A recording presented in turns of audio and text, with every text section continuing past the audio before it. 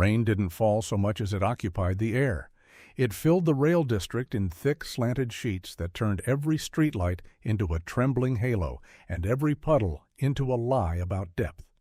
Freight lines cut through the edge of Millbrook like scars, steel rails disappearing into darkness, chain-link fences stitched with rust, and the hulking silhouettes of containers stacked like silent verdicts. Officer Ethan Cole drove with both hands on the wheel, shoulders loose but ready. His eyes moved in a steady rhythm. Mirrors, fence gaps, the dark seams between stacked cargo, the places a person could stand without being seen. He didn't believe in invisible places. Not anymore. Beside him, K9 Shadow sat upright in the passenger seat, posture perfect. Not relaxed, assembled. The way working dogs were assembled when their world was a set of inputs and consequences. Ears forward, weight balanced. A stillness so complete it looked like calm until you realized it was focus. The radio crackled. Unit 12, welfare check, rail yard perimeter off Rivercut. Caller reports. A man down near the service access.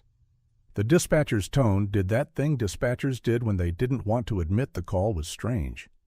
Ethan tapped the mic. Copy. Any units on scene? A pause. A click. Negative. Sheriff's office said it's probably. Another pause, smaller this time. Probably a slip, an accident. Weather's bad. Ethan didn't respond to the editorializing. He just said, en route. Shadow's head turned slightly, like the word accident had a taste. Ethan glanced at him. Yeah, he murmured. I don't like it either. The access road into the rail district was a thin ribbon of asphalt that ran behind shuttered warehouses. The storm made the world feel narrower. The wipers fought a losing battle. Ethan killed his headlights a block early and coasted on the dim spill of his running lights. Habit, not drama. He'd learned the hard way that night calls at the edge of town had two main enemies, bad visibility and people who used it. He parked beside a maintenance gate, chain-link fence. A posted sign, no trespassing, authorized personnel only. Shadow's nose worked the air through the barely cracked window seal. Ethan's gaze tracked the fence line. You smell something? Shadow didn't whine, didn't bark. He shifted, just a subtle tightening through his shoulders, the smallest tilt of head. That was enough. Ethan stepped out into the rain. It hit like a cold weight, soaking through his uniform in seconds. He opened Shadow's door. Search, he said softly. Shadow dropped to the ground like he was stepping into a different world. He moved without noise, paws placing carefully on wet gravel. His nose skimmed the air, then the ground, then the metal of the gate, reading a map written in oils and fear and whatever else people left behind when they thought they were being careful. Ethan lifted the gate latch with a gloved hand. It wasn't locked. Inside the fence, the ground was a patchwork of crushed stone and puddles, a maintenance road cut between container stacks. Ethan's flashlight beam hit reflective stickers, hazard labels, company logos, peeled by weather. Shadow stopped. Not in the way dogs stop when they're distracted, no curiosity, no indecision. He stopped like a switch flipped. Ethan's pulse stayed even, but his spine went tight. What is it? Shadow's ears pinned forward, his nose aimed down a narrow space between two stacked containers, a corridor barely wide enough for a person to squeeze through. Ethan angled the light. The beam reached only a few feet before the darkness swallowed it. Then his light caught something pale on the gravel. A hand. Ethan moved fast, not running, but closing distance, the way you did when time mattered and you couldn't afford to trip. He crouched. The hand was attached to a man lying half hidden in the corridor, rainwater streaming off his jacket. Eyes closed. Face mottled by cold and shock. Ethan's fingers checked for a pulse. There was one, weak but present. Shadow, stay. Shadow didn't leave. He hovered at Ethan's shoulder, body angled toward the darkness behind the man, protective without being frantic.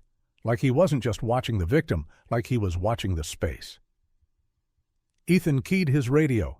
Dispatch, I have an unconscious male. Need EMS to Rivercut rail yard access, now. The dispatcher's voice sharpened. Copy. Any sign of... Ethan cut a look at the corridor. Stand by. His flashlight moved again, past the man, past scraped gravel and a faint drag mark. It landed on a container door, a sealed freight container, the kind that looked like every other container, except for one detail. The metal latch wasn't just wet from rain, it was smeared with something darker. Ethan leaned closer, careful not to touch. Rain diluted it, but he knew what it looked like anyway. Blood. Shadow's nose rose. He inhaled once. Then, quietly, unmistakably, Shadow let out a low, controlled sound, not a growl, an alert.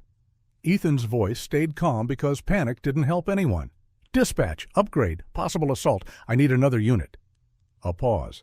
Then, "Sheriff's office is saying—" Ethan's jaw tightened. "I don't care what they're saying. Send someone." He looked down at the unconscious man. The man's boots were caked with mud like he'd been dragged from somewhere off the gravel. His knuckles were scraped.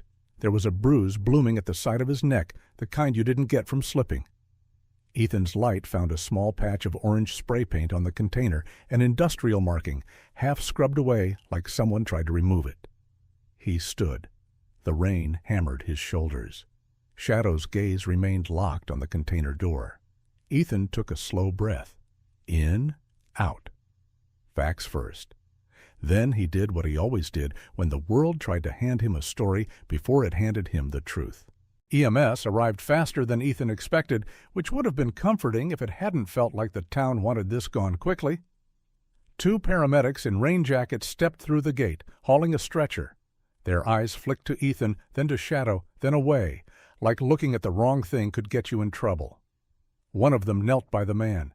"Hypothermia, maybe, or drunk." Ethan didn't argue. He simply said, "Look at his neck." The paramedic leaned closer. The assumption drained from his expression. "That's not a fall." "Exactly." They lifted the man onto the stretcher. The wheels rattled on gravel. The second paramedic asked too quietly, "You want us to take him to county?" Ethan's eyes stayed on the container. "Take him to the nearest hospital that isn't county-controlled." The paramedic hesitated just long enough to tell Ethan the question had weight. Then he nodded once. "Copy." As they rolled the stretcher away, headlights washed across the fence line. A patrol SUV pulled up. Sheriff's office. The logo on the door looked like a badge wearing a smile. A man stepped out, broad, rain beating on his hat brim. He approached with hands visible and a posture that suggested authority without explicitly stating it. Ethan didn't know him well. That was, in itself, odd. Small towns didn't have many secrets about faces. "Cole," the man said. "Heard you had a slip and fall." Ethan didn't smile. He was dragged? The deputy's eyes moved to the container. "You got a warrant to be looking at private freight?" Ethan's gaze stayed steady. "I have probable cause to investigate a violent crime." "Millbrook handles Millbrook." Ethan let that sit for a second. Then calmly, "I am Millbrook." The deputy's mouth tightened. "Captain Hayes is going to want you to call her before you start kicking containers." "I'm not kicking anything." Ethan nodded at Shadow. "My K9 indicates blood and concealed movement around that door. That's a fact. Not a feeling?" The deputy's eyes flicked to Shadow, just a glance, but it had something sour in it. "Dogs don't write reports?" "Neither do rumors," Ethan replied. Rain drummed on metal like a slow applause. The deputy stepped closer, lowering his voice. "Word of advice, Cole. Nights like this, you can make enemies just by being curious." Ethan's expression didn't change. If curiosity makes enemies, those enemies were already waiting. The deputy stared at him, measuring. Then he nodded toward the container. "That's a leased unit, private carrier. You open it without authorization, you're going to have problems." Ethan's voice stayed level. "Then authorize it." The deputy's laugh was short and humorless. "That's not how it works." Ethan met his eyes. "Then tell me how it does work. Because right now, it looks like a man was beaten and dumped here, and somebody wants me to call it weather." The deputy's jaw flexed. He didn't answer. He just said, "Captain Hayes, call her." Ethan did, not because he needed permission to see the truth, because he needed the truth to survive the system around it. Captain Maria Hayes picked up on the second ring. Her voice was tired but sharp. "Cole, make it fast." Ethan gave her the facts. The unconscious man, the bruising, the blood on the container latch. Shadow's alert. The sheriff's deputy trying to redirect. Maria listened without interrupting, one of the reasons Ethan respected her. She didn't confuse calm with compliance. When he finished, she exhaled. "You're in the rail yard after midnight during a storm, with an unconscious victim and a container you think is part of it." "Yes, ma'am." "Do you have visual on an active suspect?" "No." "Then you do not open that container without a plan." Her voice hardened slightly. "Because if you're right, you'll be walking into someone else's controlled space. And if you're wrong—" "I'm not wrong," Ethan said. A beat. Maria softened a fraction, like she'd heard the conviction underneath. "Ethan," she said quietly, "I believe you. But belief isn't armor. I need you alive." Shadow shifted at Ethan's knee, as if the dog understood the conversation even without words. Maria continued. "Hold the scene. Photograph the latch. Document. Call Lena. Get me something that survives court and survives politics." "Understood." "And Ethan," Maria's tone turned pragmatic, almost gentle, "assume you're being watched." Ethan looked at the container stacks, the fence, the empty maintenance road. In the rain, every reflective surface could be an eye.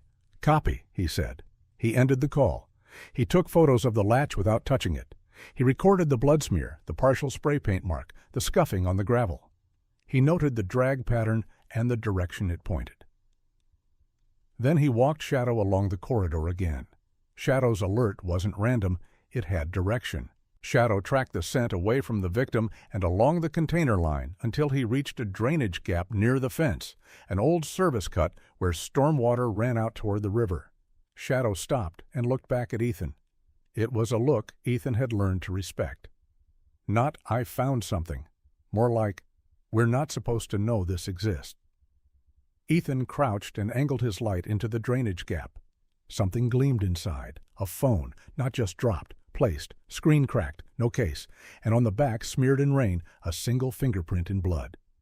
Ethan didn't pick it up with his bare hands. He bagged it, he labeled it, he logged it. Then he stood in the rain and felt the shape of the night change. Because now it wasn't just a beaten man and a bloody latch. Now it was a trail, and trails meant intention. By morning, the storm eased into a cold gray drizzle that made the world look clean when it wasn't. Ethan brought the evidence to Dr. Lena Moore, the department's forensic analyst with a mind like a scalpel and eyes that missed nothing because she didn't waste attention on noise. Lena's lab smelled like disinfectant and old coffee, the kind of place where truth existed in fibers and residues, not in rumors. She took the bagged phone and examined it without urgency, the way confident people moved when they didn't need to perform. "This was handled recently," she said, turning it under the light. "Rain washed the surface but didn't fully erase the transfer. Blood's diluted. The smear isn't accidental." Ethan leaned against the counter. "Can you pull anything from it?" "Maybe, maybe not. But the interesting thing is the placement." Lena looked up. "This wasn't lost. It was left."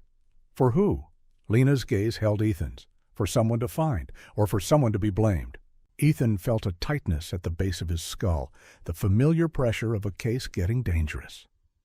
Deputy Lucas Reed knocked and stepped into the lab, dripping rain and nervous energy.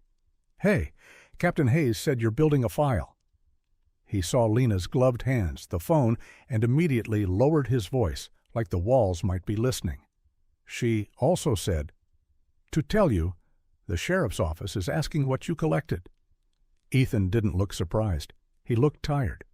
"They can ask," he said. "They don't get it." Lucas swallowed. "They're saying you're stepping on jurisdiction." Lena snorted softly without looking up.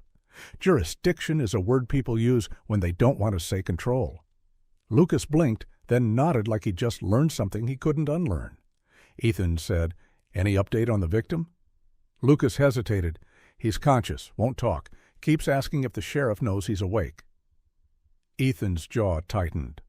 "That tells us what we need to know." Lena slid the phone into a secure tray. "You need chain of custody to be perfect," she said quietly. "If your evidence disappears, the case becomes unsupported allegations, and you become an officer with a fixation." Ethan met her eyes. "It won't disappear." Lena's expression was sad in a way that wasn't sentimental.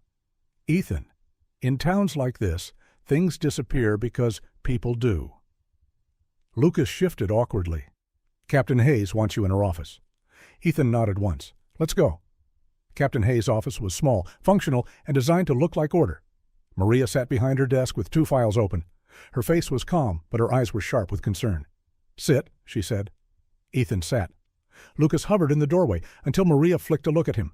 "Lucas," she said, "either commit to the room or leave it."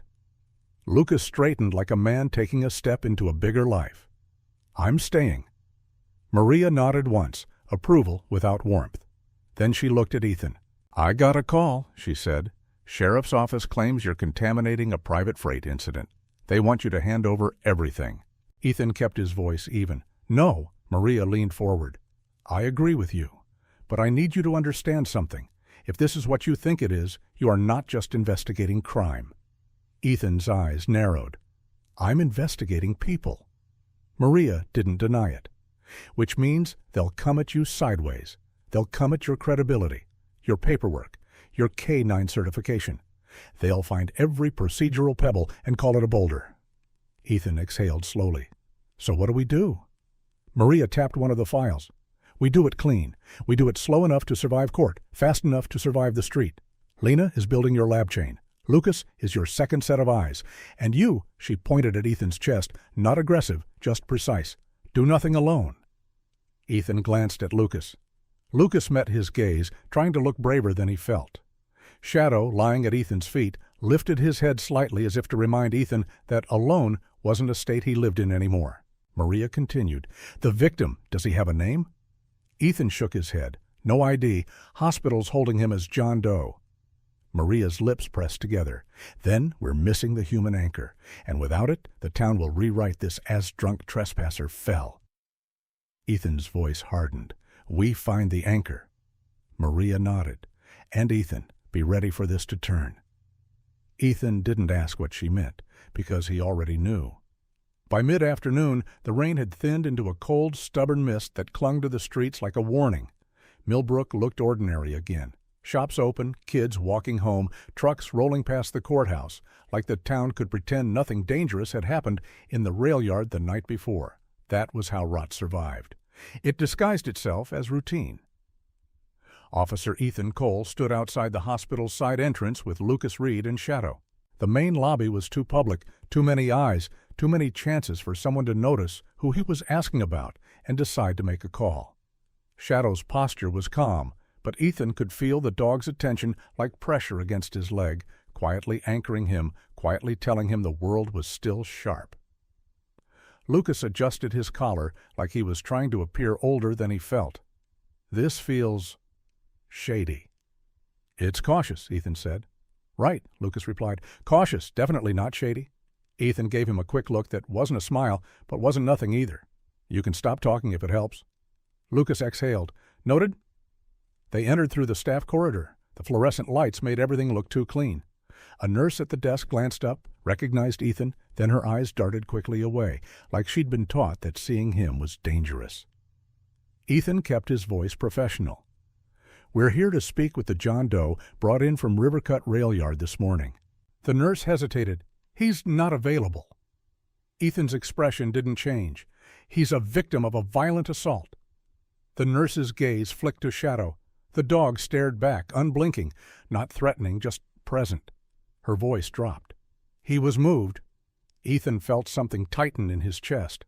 "Moved where?" "I don't know. Administration. Someone from county came." She swallowed. "They said it was jurisdiction." Lucas's face reddened. "That's—" Ethan lifted a hand, quieting him. "Who signed the transfer?" The nurse's lips pressed together. Her eyes were wet. "Officer, I have a mortgage. I have kids." Ethan didn't soften his voice, but he softened his words. "Then help me without putting your name on it. Point me in the right direction." She glanced left and right. "There's a security desk on the second floor.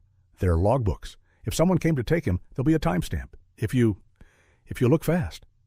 Ethan nodded once. "Thank you." They took the stairs instead of the elevator. Lucas whispered as they climbed. "Someone took a violent crime victim out of the hospital." Ethan's jaw clenched. Someone wanted him silent. "Is that even legal?" Ethan didn't answer, because the question itself had already answered something worse. Second floor, security desk. A man behind the counter watched them approach with the tired defensiveness of someone who'd been told to expect trouble and blame it on whoever walked in the door. "Can I help you?" Ethan placed his badge on the counter, not shoving it, not hiding it. "We're investigating the rail yard assault victim. We need the visitor log from this morning." The guard's eyes narrowed. "That's not something I can release." Ethan kept his voice calm. "Then I'll stand here and request it formally while I call Captain Hayes and ask her to contact your supervisor." The guard's posture stiffened. "I'm not." Shadow shifted. Not forward, not aggressive. Just shifted enough that the guard's eyes snapped to the dog and stayed there, as if he suddenly remembered that this wasn't a conversation he could bluster through. Lucas leaned in, voice low but steady. "We're not trying to get you in trouble. We're trying to keep people alive." The guard stared at Lucas like he wasn't used to hearing sincerity in a place built on policy. Finally, with a sigh that sounded like surrender, he pulled a binder from beneath the desk and flipped it open. Ethan leaned closer. There it was. 941, County Sheriff's Office, Transport Authorization, Patient Transfer. Signature line, a scrawl that didn't belong to a doctor. Ethan's eyes tracked the name. Not Gus Holt, the sheriff himself, but someone underneath him. A name Ethan recognized from the sheriff's office patrol roster. Ethan felt Lucas watching his face. "That means something?" "It means," Ethan said quietly, "someone with a badge walked into a hospital and removed a victim from medical care." Lucas swallowed. Where would they take him? Ethan closed the binder gently, like violence could be committed through carelessness. "Somewhere he can't talk," Ethan said. He pulled out his phone and called Captain Maria Hayes. She picked up immediately, as if she'd been waiting for the bad news. "Talk to me." The victim was transferred out of hospital custody by a sheriff's office deputy at 941. Transport authorization. No doctor's signature. Silence, then Maria's voice. "Say that again." Ethan repeated it. Maria exhaled, slow. "Okay, don't move. I'm coming to you." "Captain, Ethan," her tone sharpened, "don't chase this alone, not after a confirmed internal interference." Ethan's gaze went to Shadow, then to Lucas. "Copy." He ended the call. Lucas looked like he wanted to pace but didn't know where to put his feet. "So the sheriff's office took a victim. That means they're involved." "It means," Ethan corrected, "parts of it are." Lucas frowned. "Isn't that the same thing?" Ethan's eyes darkened. "No, that's how good people lose. They paint everyone with one brush and stop looking for allies." Lucas went quiet, absorbing. Ethan stared through a window into the gray parking lot below. A sedan sat with its engine running at the far end of the hospital lot. It wasn't doing anything overt. It didn't have to. It was just there. Ethan's instincts tightened. Shadow's ears angled toward the window, too. "You see it?" Lucas asked. Ethan didn't answer. He didn't need to. Maria arrived 10 minutes later, coat damp, hair pulled back, eyes sharp like she'd been cut out of steel and softened only by experience. Ethan handed her the log information. She read it once, then again. Then she shut the binder with a controlled motion. "Okay." Lucas blinked. "Okay? Captain, they kidnapped a victim." Maria looked at Lucas. "Welcome to Why We Do This Clean." She turned to Ethan. "This is the turn." Ethan nodded. Maria leaned in, voice low enough that it felt like a confession. "From this point on, your evidence is a target. Your credibility is a target. Shadow is a target." Ethan's hand dropped to Shadow's head, touching the fur once, grounding himself and the dog. Maria continued. "We have to preserve proof beyond the compromised pipeline." Lucas frowned. "Meaning?" "Meaning," Ethan said, "we document everything twice." Maria nodded. "And we create a parallel chain. Lena's lab, my office, and outside." Lucas's eyes widened. "Outside like state police?" Maria's mouth tightened. "Maybe, but we need something solid enough to survive the first counterpunch, because it's coming." As if the universe wanted to underline her words, Ethan's phone buzzed. Unknown number. Ethan stared at it a moment too long. Then he answered. A voice came through, low and calm, the way some men spoke when they were used to being obeyed. "Officer Cole." Ethan didn't ask who it was. He already knew. Ethan's spine went cold. "Sheriff Holt." A soft chuckle. "Captain Hayes must be teaching you well. You're quick." Maria's eyes snapped to Ethan's face. Lucas froze. Ethan kept his voice even. "What do you want, Sheriff?" "I want you to stop making noise," Holt said pleasantly. "It's bad for the town." "What's bad for the town is assault victims disappearing from hospitals." A pause. Then Holt's voice stayed calm, but the temperature in it dropped. "You're saying things you can't prove." Ethan stared out at the running sedan in the parking lot. Not for long. Another pause. Then, "You've always been a good officer, Cole. Smart, disciplined. I'd hate to see your career derailed." Ethan didn't flinch. "Is that a threat?" "It's advice," Holt said. "Storm's passing. Go back to patrol. Let the grown-ups handle politics." Ethan's grip tightened on the phone.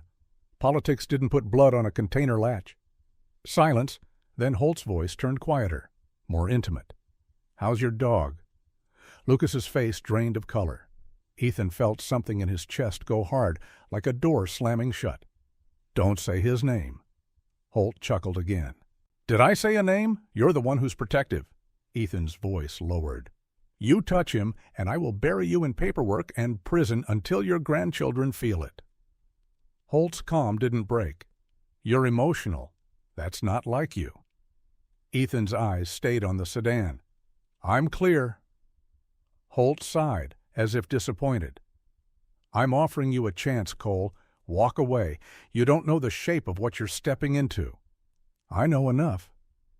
"You know nothing," Holt said, and for the first time the pleasant mask slipped. "You keep digging, and you'll find out what happens to men who think they're heroes." Ethan's reply was immediate. "I'm not a hero. I'm a cop." Then he hung up. Maria exhaled slowly, eyes locked on Ethan. "He said the dog, didn't he?" Ethan nodded once. Lucas's voice shook. "Captain, what do we do?" Maria's gaze cut to Lucas, steadying him. "We don't panic. We build an evidentiary bridge out of this town." Ethan turned to her. "The container." Maria nodded. "The container." Lucas swallowed. "We still don't have authorization." Maria's eyes narrowed. "Authorization is what corrupt men hide behind. We need cause, and we need a plan. Ethan, you and Lucas, go back to Rivercut. Don't touch anything. Just observe. Lena's going to run what she can from your photos in that phone. I'm going to make calls, quiet ones." Ethan nodded. "Copy." Maria's voice softened just slightly. "And Ethan, keep Shadow close." Ethan looked down at Shadow. The dog stared up at him with calm certainty, like he'd already accepted the cost of this path. Ethan's hand rested on Shadow's head. Always. Back at the rail yard, late afternoon bled into early evening. The mist thickened as the sun set behind the container stacks. Ethan and Lucas parked a block away and approached on foot along the fence line. They kept to shadows, not because they were sneaking, but because being seen was now data for someone else. Lucas spoke quietly. "You ever feel like the town itself is watching you?" Ethan didn't take his eyes off the gate. "It is." Shadow walked between them, silent as a thought. The maintenance gate that had been unlocked last night was now secured with a heavy padlock. New. Shiny. "Convenient," Lucas muttered. Ethan crouched to examine it without touching. The lock was industrial grade, overkill for a maintenance gate. A statement. Shadow's nose traced the seam where chain met metal. The dog's ears twitched. Then Shadow turned his head and stared across the street. Ethan followed the line of that gaze. The running sedan from earlier wasn't there, but another car was. A pickup parked at an angle like it didn't belong to anyone who cared about convenience. A man sat in it, hood up, face shadowed, pretending to look at his phone. Lucas whispered, "Is that surveillance?" Ethan didn't answer. He simply said, "We leave." Lucas blinked. "What?" "Captain said observe." "We did," Ethan said. "We observed we're being watched, and the gate is locked. That's the observation." Lucas's mouth opened, then closed. "Okay." They moved away at a steady pace, not hurrying, not jogging, because running told predators they'd found something. Shadow stayed tight to Ethan's left leg. When they reached the car and pulled away, Lucas finally exhaled. "So now what?" Ethan stared at the road ahead, mind already building. "We go where they can't lock a gate," he said. Lucas frowned. "Where's that?" Ethan's voice was quiet. "The truth." That night, Lena called. Ethan answered on the first ring. "I got into the phone," she said. Ethan's pulse steadied. "Anything?" "I pulled one partial video file," Lena said. "Corrupted. But the metadata is intact. Timestamp puts it near the rail yard at 017, before you arrived." Ethan's stomach tightened. "Can you restore it?" "Enough," Lena said. "Not clean, but enough to show movement. And Ethan." "Tell me." Lena's voice lowered. "There's audio." Ethan's breath went quiet. What does it say? Lena hesitated, not because she was unsure, but because she knew how words could change a life. It sounds like someone begging, she said. And then, metal, a door closing, like a container. Ethan's hand tightened around the phone. Lena continued. And then a voice. A voice I'd recognize?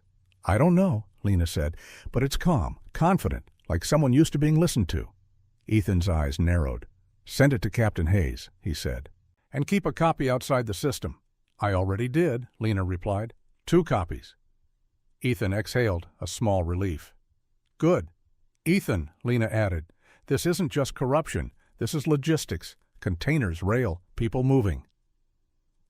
Ethan's gaze drifted to Shadow lying on the floor beside the couch, eyes half closed but listening. Trafficking, Ethan said. Lena didn't confirm it. She didn't need to. Be careful, she said. If we're right, they'll do more than threaten careers. Ethan's voice was calm. They already did. He ended the call and sat in the silence.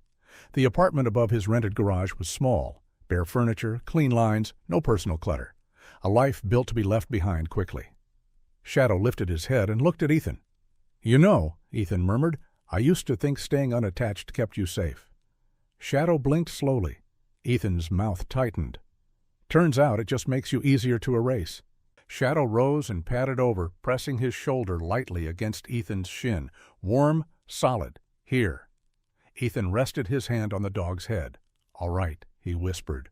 Parallel chain, outside authority, clean proof. Shadow's tail thumped once. Ethan looked at the clock, then he made the decision Maria had been warning him about. He called Captain Maria Hayes. She answered, voice crisp. Cole. Ethan spoke carefully. We need to go over local jurisdiction. A beat. Maria's voice dropped. I'm already thinking the same. Ethan continued. I want to move evidence beyond Millbrook's pipeline tonight, before it disappears. Maria exhaled. I'll meet you at the station. Bring Shadow. Bring Lucas. Bring everything you've documented. Ethan's voice stayed calm. Understood. When he hung up, Shadow was already standing, as if the dog had heard the resolve before Ethan spoke it aloud. At the station, Maria, Lena, Lucas, Ethan, and Shadow gathered in Maria's office like conspirators against their own building. Lena plugged a tablet into Maria's desk monitor and played the restored clip. It was grainy. The angle was wrong. The rain distorted the sound, but it was unmistakable. A corridor of containers, a shape being dragged, a muffled plea, a metallic slam, and then, through the static, someone speaking in a calm voice close to the phone. You didn't see anything, the voice said. Lucas's face went pale. Maria watched the clip twice. Her jaw tightened. Lena paused it on a single frame, an edge of a jacket sleeve near the camera, a patch of fabric with a faint insignia. Maria leaned forward. Enhance? Lena zoomed, pixelated but suggestive. Lucas whispered, That looks like... Ethan finished it quietly. Sheriff's office jacket. Silence sat heavy in the room. Maria took a long breath. Okay. Lucas swallowed. Captain, what do we do now? Maria stared at the screen like she was weighing the cost of every option. Then she looked at Ethan. We go outside. Ethan nodded. Maria continued. We prepare a package. Your photos, Lena's metadata, the video fragment, the hospital transfer log, and a statement of internal interference. Lucas blinked. To who? Maria's eyes didn't waver. State police. And if that's not enough, FBI. Lena's voice was quiet, almost reverent. That's war. Maria looked at her. No, war is what they're doing. She turned to Ethan. But Ethan, once this package leaves our hands, we lose control of timing. We lose control of response. They'll know we did it. Ethan's voice was steady. They already know I'm looking. Maria nodded. Then tonight we assume escalation. Lucas shifted. Like what kind? Ethan didn't answer immediately, because the honest answer wasn't comfortable. But he gave it anyway. Like they make an example, Ethan said. Of me, or Shadow, or someone we can't protect. Shadow's ears flicked at his name. Maria's expression softened slightly as she looked at the dog. We protect what we can. Lucas's throat worked. And if they hit first? Ethan leaned forward, eyes sharp. Then we don't break. Maria reached into her drawer and pulled out a sealed envelope. This is the package, she said. Lena, you have the digital backup. Ethan, you have the originals. Lucas? Lucas straightened. Yes, Captain? Maria's gaze held him. You're going to drive this envelope to the State Police Field Office in Ridgehaven, not Millbrook. Ridgehaven. Lucas blinked. Me? Yes, Maria said, because they expect Ethan. They'll be watching Ethan. They'll be waiting for Ethan. You're the one they'll underestimate. Lucas swallowed hard. Okay. Ethan studied him. You don't have to. Lucas shook his head quickly, almost too quickly. Yes, I do. If I don't, I'm just a uniform in a town where uniforms mean nothing. Maria nodded once. Good. She looked at Ethan. You and I will stay visible. Normal shift, normal patrol. If they're watching, we give them a story that nothing changed. Ethan nodded. And Shadow stays with me. Maria's voice turned firm. Always. Lucas took the envelope with hands that trembled slightly. Lena touched his shoulder. Drive like you're delivering your own spine. Lucas blinked at her, then gave a shaky grin. No pressure. Ethan opened the office door. Shadow? Shadow rose immediately, stepping into heel position like a promise. Lucas looked down at the dog. You're really not scared, are you? Shadow's amber eyes met Lucas's, calm and ancient. Lucas exhaled. Right, of course not. He turned and left, and the moment the station door shut behind him, the building felt colder. Maria watched the door for a long second. Then she said quietly, Now we wait for the counterpunch. It came faster than any of them expected. At 11:26 p.m., Ethan and Shadow were on patrol near the edge of downtown when the radio crackled. Unit 12, shots fired. Static, then the dispatcher's voice sharpened. Shots fired near River Cut Service Road. Possible vehicle down. Ethan's grip tightened on the wheel. River Cut again, he keyed the mic. Copy, en route. Maria's voice came through immediately after, crisp. Cole, I'm 2 minutes behind you. Don't go in blind. Copy, Ethan said. Shadow shifted in the passenger seat, posture tightening. Ethan didn't speed like a man chasing glory. He drove like a man trying to arrive alive. When he reached River Cut, his headlights swept across wet gravel. A car sat angled off the service road, hazard lights blinking weakly like a dying heartbeat. Ethan pulled up, keeping distance, scanning. The driver's side door was open. No one visible. Maria's patrol unit rolled in behind him and parked at an offset angle, headlights cutting the darkness from another direction. Maria stepped out, hand near her holster, but not drawing. Calm, controlled, present. Ethan opened Shadow's door. Stay close. Shadow hit the ground silently. Lucas wasn't here. The package was gone, which meant this was either desperation or retaliation. Ethan moved toward the abandoned car. His flashlight beam cut across the interior. A purse on the passenger seat.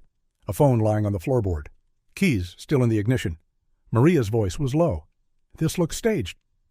Ethan didn't answer. His eyes tracked the wet ground. Tire marks. Fresh. And a set of boot prints leading away into the trees toward the rail yard fence. Shadow's nose dipped. He inhaled once, then started forward, slow, deliberate. Ethan followed, careful. Maria stayed at his right shoulder, not crowding, not lagging. The trees along River Cut were thin and wind-bent, their branches dripping. The ground was soft with mud. Every step left a mark. Shadow paused. Ethan knelt.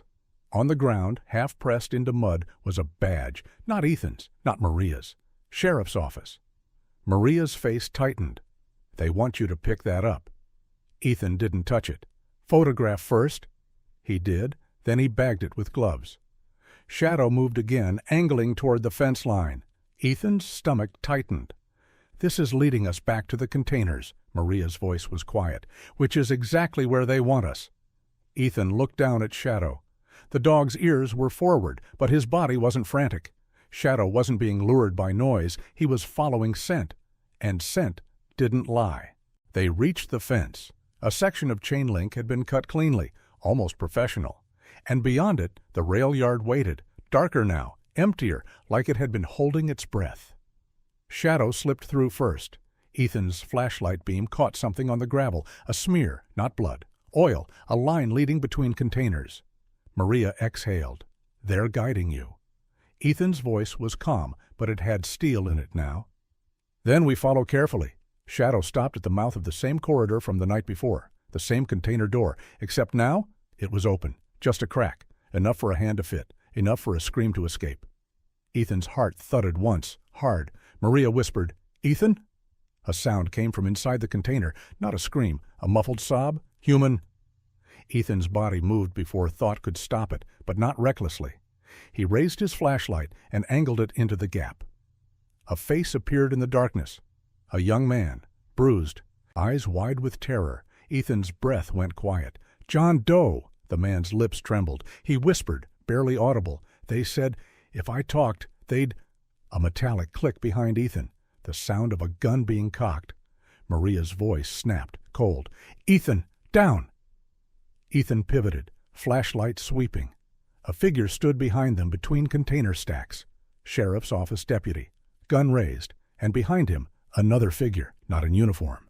A man in a jacket, face shadowed, holding a phone, recording. Ethan's world narrowed. This wasn't about stopping him. This was about framing him. The deputy's voice was loud, performative. "Drop your weapon. Step away from the container." Ethan's hands were empty. His gun was still holstered. But the deputy was already building the story with his voice. Maria stepped forward, badge visible, voice controlled. "Deputy, stand down. This is an active crime scene under my authority." The deputy's eyes flicked to Maria, then back to Ethan. "Captain Hayes, you're interfering with a sheriff's investigation." Maria's voice sharpened. "There is no sheriff's investigation. There is a missing assault victim inside that container." The deputy smiled without humor. "That's not what it looks like." Ethan understood in a single cold flash. They wanted him to open the container. They wanted his prints on the door. They wanted a narrative where Ethan kidnapped the victim. Ethan kept his voice calm. "Put the gun down." The deputy's grin widened. "Or what? You'll sick your dog on me?"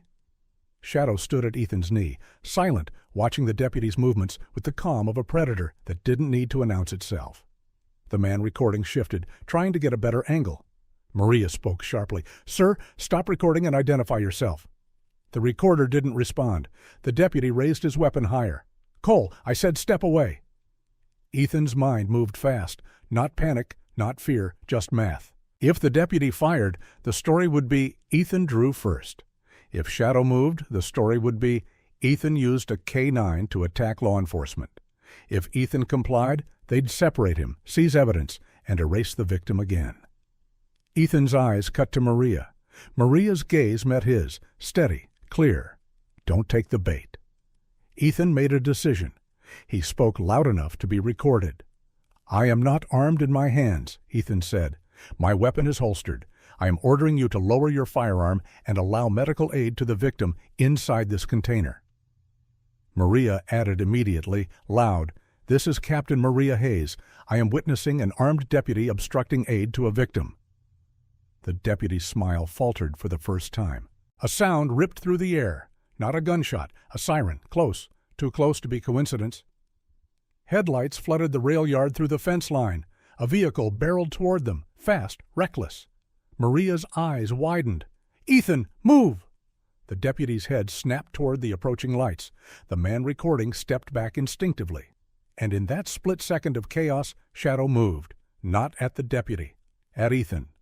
Shadow pressed into Ethan's leg, forcing him sideways, pulling him out of the corridor line. The vehicle slammed into the container stack with a metallic scream, shockwaves shaking the ground. Ethan hit gravel hard, shoulder jolting. Maria went down beside him, rolling.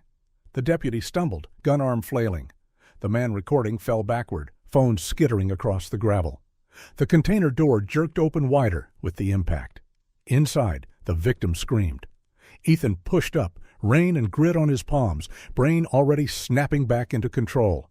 The deputy was scrambling to his feet. The recorder was lunging for his phone. Maria's voice cut through. "Freeze! Hands up!" The deputy raised his gun again, shaking now, not confident. Ethan saw it. Saw the crack in him. He wasn't trained for a messy plan. He was trained for obedience. Ethan's voice was cold. "Drop it!" The deputy's eyes darted, searching for help that wasn't coming. Then the deputy turned. Ran. Maria surged after him, but Ethan caught her arm. "Don't chase," Ethan said quickly. "That's the second trap." Maria's chest rose and fell, fury in her eyes. Then she nodded, tight. "You're right." Ethan turned to the container. The victim inside was panicking, hands clawing at the door. Ethan stepped forward, palms visible. Hey, you're safe. You hear me? You're safe now." The man's eyes were wild. "They're going to kill me. They're going to—" Ethan's voice held steady. "Look at me. I'm Ethan Cole. This is Shadow. We're getting you out." Shadow stood beside Ethan, calm, present, his body between the victim and the chaos behind. Maria radioed, voice clipped. "Dispatch. EMS to Rivercut Rail Yard now. Victim located. Also possible attempted vehicular assault on officers. Send state units if available." Static. Then, "Copy. Units en route." Ethan helped the victim out of the container. The man stumbled, legs weak. His wrists were bruised like restraints had been there. Ethan's throat tightened. This was bigger than one beating. Maria's eyes flicked to the phone lying in the gravel, the recorder's phone. She picked it up carefully with gloves. The screen was cracked, but still lit, still recording. Maria looked at Ethan. Ethan met her gaze. This was the gift they didn't intend. Their attempt to frame him had just created a record of the frame. Maria ended the recording, then secured the device in an evidence bag. Ethan's voice was quiet. "They wanted us here." Maria nodded. "And now we have them here."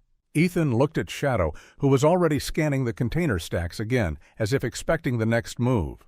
Ethan's jaw tightened. "This is going to escalate," Ethan said. Maria's eyes didn't waver. "Then we escalate smarter." The next 2 hours moved like a controlled burn.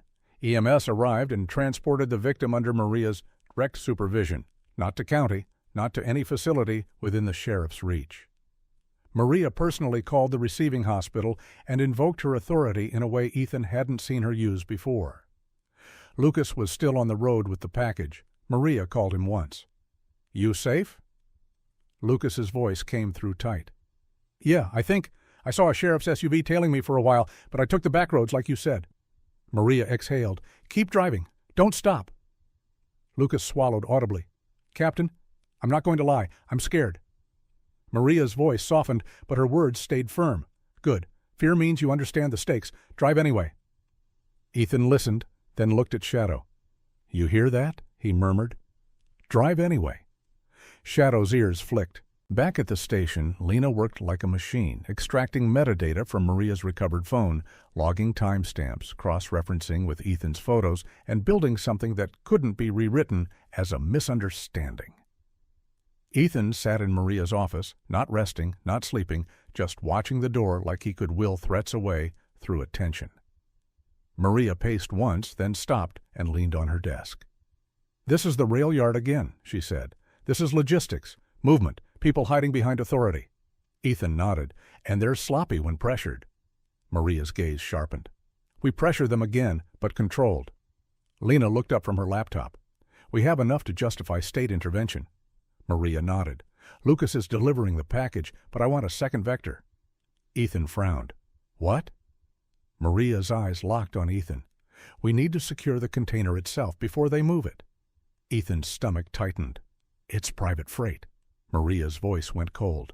"It's a crime scene. That's the only label that matters now." Ethan glanced at Lena. "Can you support probable cause for a search?" Lena tapped the keyboard, eyes blazing with focus. "I can support it with audio evidence, transfer logs, and attempted interference." Maria exhaled. "Then we do it." Ethan said quietly, "Tonight?" Maria nodded. "Tonight, before sunrise, because by sunrise that container can be on a train out of state." Ethan leaned back, jaw tight. "And the sheriff's office will show up?" Maria's expression didn't change. "Let them." Ethan looked at Shadow. Shadow stared back, calm as ever. Ethan felt the old familiar thing in his chest, the shift from investigation to confrontation. He didn't crave it, but he didn't avoid it, because avoiding it was how people died quietly. At 3:14 a.m., Ethan, Maria, Lucas, back, soaked and exhausted but upright, Lena and Shadow rolled toward Rivercut in a convoy. Lucas had delivered the package to Ridgehaven. He'd made it back alive, but his hands were still shaking. "You did good," Ethan said to him as they drove. Lucas swallowed. "I almost didn't. That sheriff SUV, it felt like they were just waiting for me to pull over." Ethan's voice stayed calm. "But you didn't." Lucas nodded, eyes forward. "No, I drove anyway." Shadow sat upright in Ethan's passenger seat, a living piece of certainty. The rail yard gate was still locked, but now Maria had a warrant.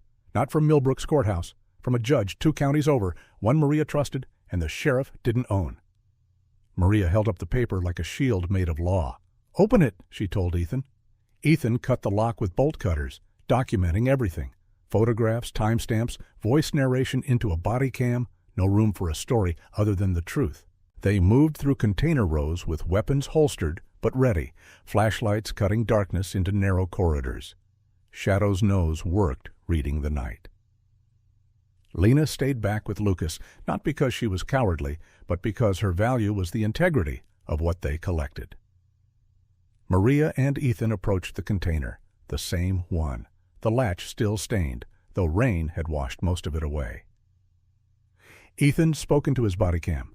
"Executing search warrant, Rivercut Rail Yard. Container ID?" Lena called out the ID from her notes. Ethan repeated it. Maria's voice was firm. "Open it." Ethan did. The container door creaked, heavy and resistant, as if even metal didn't want to reveal what was inside. Shadow froze at the threshold. Not because he was afraid, because he was detecting. Ethan's stomach dropped. Inside the container, the air smelled wrong, stale, chemical, layered with human fear. Ethan's flashlight beam swept across the floor. He saw restraints bolted to the metal walls. He saw scuff marks where knees had scraped. He saw a piece of cloth, torn, stuck in a latch. Maria's breathing went shallow. "Jesus," Lucas whispered behind them. Ethan's jaw tightened. "Photograph everything." Lena's voice was clipped. "Already recording." Shadow's nose went to the far corner. He sniffed once, then he whined, soft, pained. Ethan's heart thudded. "What is it, Shadow?" Shadow pawed at the corner seam. Ethan crouched, angled the light. There was a false panel, a thin metal plate bolted over the actual wall. Maria's voice turned sharp. "That's not standard." Ethan's hands moved carefully, unscrewing the bolts. When the plate came free, the smell hit them like a confession. Behind it, a hidden cavity. Not deep, not big, but enough. Inside were items, personal, a child's bracelet, a cheap ID card, a set of keys, a photograph bent by moisture. Ethan's throat tightened, because now this wasn't one assault. This was a system. Maria whispered, almost to herself, "How long have they been doing this?" Before Ethan could answer, Shadow's head snapped, ears forward, body tense. He turned his gaze toward the container doors, toward the corridor outside. Ethan felt it too, the shift in air, movement. Not one person, many. Maria's hand moved to her holster. "We're not alone." Ethan's voice was low. "Lights off." They killed flashlights simultaneously, plunging the container into darkness. Shadow didn't need light. He positioned himself at the door like a living barricade. Footsteps approached, soft, careful. A voice called out from outside, calm and confident. "Captain Hayes, Officer Cole." Maria's jaw clenched. "Sheriff Holt." Holt's voice carried through the darkness.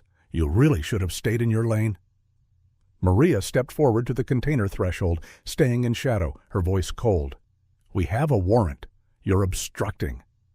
Holt laughed softly. "A warrant from a judge who doesn't understand Millbrook." Ethan's eyes narrowed. "A judge who isn't on your payroll." Holt's laughter stopped. Holt's voice turned quieter. "You don't know what you're doing." Maria replied, "We know enough." Outside, boots crunched gravel, more than a few. Lucas whispered from behind Lena, "How many?" Lena's voice was barely audible. "Too many." Holt spoke again. "Step out of the container, all of you. Hand over any materials you collected. This can still end peacefully." Maria's reply was immediate. "No." A pause, then Holt's tone turned gentle, almost disappointed. "Ethan, you're a good officer. You love your dog. You love doing the right thing." Ethan's spine went cold. "Don't talk about him." Holt sighed. "Shadow is a fine animal. Would be a shame if something happened to him in the chaos that's about to occur." Shadow's body tightened.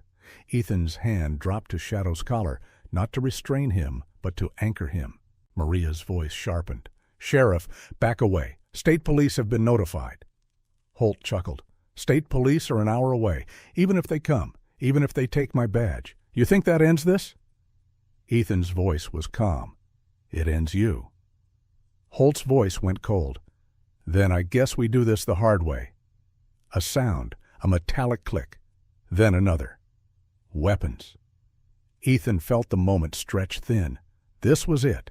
Not a courtroom, not a press conference. A container in the rain. Truth trapped in steel. Maria whispered, "Ethan, we don't win a shootout." Ethan's mind moved fast. He saw the constraints. He saw the goal. Protect life. Preserve evidence. Survive long enough for outside authority to arrive. He looked down at Shadow. Shadow looked up at him. That silent exchange, years of partnership, compressed into a single second. Ethan made a decision. He spoke loud enough to carry, to be recorded by body cams, by phones, by anyone listening. "Sheriff Holt," Ethan said, "you are currently obstructing a lawful search warrant. You are threatening an officer and a K-9 in the line of duty. Everything you say is being recorded." A pause. Holt's voice turned sharp. "You think recordings matter?" Ethan answered, "They matter when they're not stored in Millbrook." Maria's eyes flicked to Ethan, because she understood what he was doing. He was forcing Holt to choose between violence and exposure. Holt laughed, short, humorless. "You're bluffing." Ethan didn't blink. "Try me." Outside, silence. Holt weighed. Then he made his move. A canister clanged against the container doorway, rolled inside. Ethan's instincts screamed. "Gas!" Maria shouted. The canister hissed, spewing smoke, sharp, burning, chemical. Lucas coughed immediately. Lena covered her mouth, eyes watering. Shadow snarled, deep, controlled. Ethan grabbed Lena's shoulder. "Out, now!" Maria's voice cut through the chaos. "Fall back!" They moved, fast, coordinated, not panicked. Ethan stayed last, one hand on Shadow's collar, guiding the dog through smoke. As they burst out of the container, flashlights came on outside, blinding beams, men forming a semicircle. Sheriff Holt stood at the center, rain beating on his hat brim, weapon low but ready. Ethan's eyes stung. His lungs burned, but his mind stayed cold. Holt's voice was calm. "You're trespassing. You assaulted officers. You broke into freight property." Maria's voice rasped. "We have a warrant." Holt cut her off. "Warrant's invalid. Judge lacked jurisdiction." Lena coughed. "That's not—" Holt's gaze snapped to Lena. "Dr. Moore, always wanted to be part of something bigger, didn't you? Careful. Bigger things crush people." Shadow growled. Holt smiled. "And the dog." Ethan's fingers tightened on Shadow's collar. "Don't!" Holt's smile widened. "I didn't do anything. Yet." Ethan felt the air shift again. More vehicles, headlights, but not the ones he hoped for. Sheriff's SUVs, more deputies. They were surrounding them. Lucas's voice shook. "Captain, this is bad." Maria's eyes were fierce, but her face was steady. "We hold." Ethan's mind clicked into a different gear. This wasn't a shootout. This was a hostage situation with uniforms, and the only way out was time. Ethan spoke quietly to Maria. "We need to stall." Maria replied, "How?" Ethan looked at Holt, then he looked at Shadow, and he made a choice built on restraint, not violence. He raised his voice. "Sheriff Holt," Ethan called. "You want me? Fine, but you're not touching my people." Holt's eyes narrowed. "Oh?" Ethan took one step forward, slow, deliberate. "You can arrest me. You can put cuffs on me. But if you so much as brush Shadow, if you so much as threaten Captain Hayes or Dr. Moore, your recordings, your gas, your whole little show becomes evidence." Holt laughed. "You think the law is going to save you?" Ethan's voice hardened. "No, I think time will." Holt's smile flickered.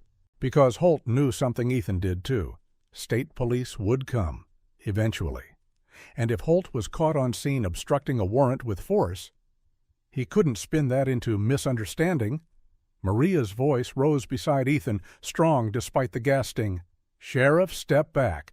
Let us leave with evidence, and you can keep your dignity." Holt's eyes turned cold. "Dignity is for people who lose." Then he nodded once. Two deputies advanced with cuffs. Ethan didn't resist, because resisting was what they wanted. He held still, hands behind his back. Cold metal closed around his wrists. Lucas whispered, horrified, "Ethan!" Ethan kept his eyes on Lucas. "Don't!" Maria's voice snapped. "Sheriff, you are making a catastrophic mistake." Holt smiled. "No, Captain, you did. You brought your little crusade into my yard." He leaned close to Ethan, voice low enough to be personal. "Now you get to learn something." Ethan's eyes were steady. "I already learned it." Holt narrowed his gaze. "What?" Ethan's voice was quiet. "You're scared." Holt's jaw flexed. Ethan continued, calm. "You're scared because you thought this town was enough. You thought badges were enough. But the truth doesn't care who you bribed." Holt's eyes flashed with rage, and rage made men sloppy. Holt turned his head sharply toward one of his deputies. "Get the dog!" Ethan's blood went cold. Maria shouted, "Sheriff, no!" Two deputies moved toward Shadow. Shadow didn't lunge. He didn't bark. He simply stood, body aligned with Ethan's, eyes locked on Ethan like he was waiting for one word. Ethan's voice was low and dangerous. "Holt, don't do it." Holt smiled. "What are you going to do? You're cuffed." Ethan didn't answer Holt. He looked at Shadow, and in that silent language of trust, he gave the dog the only command that mattered. "Guard." Shadow moved. Not at Holt. At the deputies who reached for him. Shadow's body exploded forward with disciplined precision, teeth flashing, impact like a collision. One deputy went down with a yelp, arm pinned, not torn, not shredded, controlled. A bite meant to stop, not kill. The second deputy froze. Shadow's growl was deep, vibrating, a warning from something trained to end things. Holt shouted, furious, "Shoot it!" Ethan's heart slammed. Maria's voice screamed, "No!" Time slowed. A deputy raised his weapon, hands shaking. Ethan felt the moment balance on a knife edge. If a shot fired, Shadow could die. If Shadow attacked, they'd justify it as violent K-9. Ethan's mind snapped. He shouted loud clear to cut through everything, "Body cams on! Everyone record!" Maria echoed immediately, "This is unlawful lethal force. State police are en route." Lena, coughing, lifted her phone with shaking hands and started filming. Lucas did too, eyes wide, terrified but present. Holt's face twisted. He didn't want witnesses. He wanted control. And suddenly he had neither, because headlights appeared beyond the fence, different lights, multiple, fast, sirens, not Millbrook's tired sirens, deeper tones. State. Holt's deputy with the gun hesitated. Holt's eyes darted. He saw what Ethan saw. Time had arrived. Holt snarled, "Fall back!" His deputy scrambled, dragging the bitten deputy up. Shadow stepped back, still between Ethan and them, teeth bared, eyes burning. State troopers poured through the gate, with weapons drawn. "Drop your weapons!" Holt raised his hands, face transforming instantly into offended authority. "This is my jurisdiction!" A trooper cut him off. "Sheriff Holt, step aside. You are under investigation for obstruction, witness tampering, and suspected involvement in a trafficking operation." Holt's face went white. Ethan's cuffs were still on. Maria moved to him, eyes fierce. "Hang on!" A trooper approached, cut Ethan free. Ethan's wrists ached, but he barely felt it. His eyes were on Shadow. Shadow stood panting lightly, rain glistening on his fur, body rigid with adrenaline. Ethan knelt and touched the dog's neck. "Good," Ethan whispered. "Good boy." Shadow's tail thumped once, small and exhausted. Holt shouted, "This is a mistake. You don't know what you're doing." Maria stepped forward, voice sharp and clear. "We know exactly what we're doing. We're ending it." Troopers secured Holt and his deputies. Lena and Lucas handed over evidence, documented, bagged, logged. The container was sealed as a crime scene. The hidden cavity items were cataloged, and for the first time since Ethan arrived in Millbrook, the night didn't feel like it belonged to the wrong people. By sunrise, Millbrook looked the same, but it wasn't. News traveled through town like wind through dry grass. State troopers at the rail yard, sheriff's deputies questioned, warrants executed, accounts frozen, doors kicked in. The town's fear didn't vanish overnight. But it cracked. Maria met Ethan outside the station at 8:12 a.m., coffee in hand, eyes rimmed with exhaustion. "You did it," Lucas said, voice shaky with disbelief. Ethan glanced at Lucas. "We did," Lucas swallowed. I thought they'd just erase us." Maria's voice was quiet. "They tried." Lena stepped out of the station holding a folder. "The state team wants full statements. Ethan, they want yours first." Ethan nodded. "I'll give it." Maria studied him. "You okay?" Ethan looked down at Shadow sitting beside his leg, calm now, alert but not tense. "I'm still standing," Ethan said. Maria's mouth tightened. "That's not what I asked." Ethan hesitated. Then he told the truth. "I'm angry," Ethan admitted. "Not just at Holt, at the town, at the silence, at how easy it was for them to do this right in front of everyone." Lena's gaze softened. Anger can be useful. Maria nodded. "If you keep it disciplined." Ethan's hand rested on Shadow's head again, his anchor. "I will," Ethan said. Lucas exhaled. "What happens now?" Maria stared at the street, where people were already watching from windows, pretending they weren't. "Now," Maria said, "outside authority takes over the big machine, but the small machine, trust, has to be rebuilt here." Ethan felt the weight of that. Rebuilding didn't look cinematic. It looked like paperwork, court, community meetings, late-night patrols, and proving over and over that the uniform meant protection again. Ethan looked at Shadow. Shadow blinked. Ethan understood the message without words. "Don't leave." Ethan turned to Maria. "I'm staying." Maria's eyes held his. "I never thought you'd run." Ethan's voice was quiet. "I did, for a while, just not with my legs." Maria nodded slowly, like she understood more than he said. Lucas frowned. "What do you mean?" Ethan looked at Lucas, this rookie who'd driven evidence through fear and come back. "I mean," Ethan said, "it's easy to show up, harder to stay present." Lucas swallowed, then nodded. Then, "I'm staying too." Lena's mouth curved slightly. "Good, because there will be fallout, and paperwork, mountains of it." Lucas groaned. "Why did I choose law enforcement?" Maria pointed at him.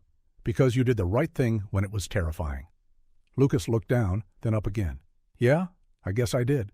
A trooper approached. "Captain Hayes? Officer Cole? We need you at the command post. The container inventory turned up identifiers, possible out-of-state connections." Maria's face tightened. "So it's bigger." The trooper nodded. "Much." Ethan felt his stomach drop, not from fear, but from the realization of scale. Maria looked at Ethan. "You ready?" Ethan looked down at Shadow.